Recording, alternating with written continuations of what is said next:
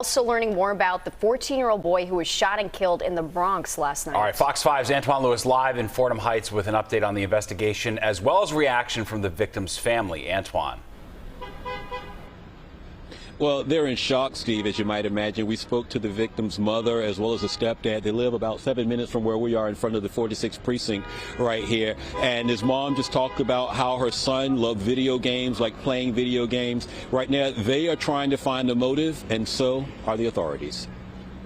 The victim has been identified as 14-year-old Prince Shabazz. Around 9:15 Wednesday night, police say Shabazz was shot while walking in the 2200 block of Morris Avenue. Family members tell Fox 5 he was walking with his 15-year-old brother named Supreme. Authorities say two suspects were hiding behind parked cars and ambushed the two, shooting 14-year-old Prince in the torso area and then took off. Paramedics rushed him to St. Barnabas Hospital, but he passed away from his injuries. We spoke with one resident shortly after the shooting happened who talked about hearing the gunfire. We heard like 4 or 5 shot, I don't know, and my dad, he was like I thought he was joking around, so he was real, and we looked in the window, so we saw this happen. Detectives were back on scene this morning canvassing the area as they look for a motive. Police would not confirm reports that this shooting may have been connected to a drill rap video feud.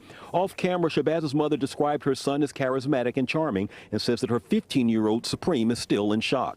This is surveillance video that shows two young men heading in the direction of the 2200 block where the victim was walking. If you look closely, you'll see both of them run towards the camera, and the one guy on the right is holding something in his hand.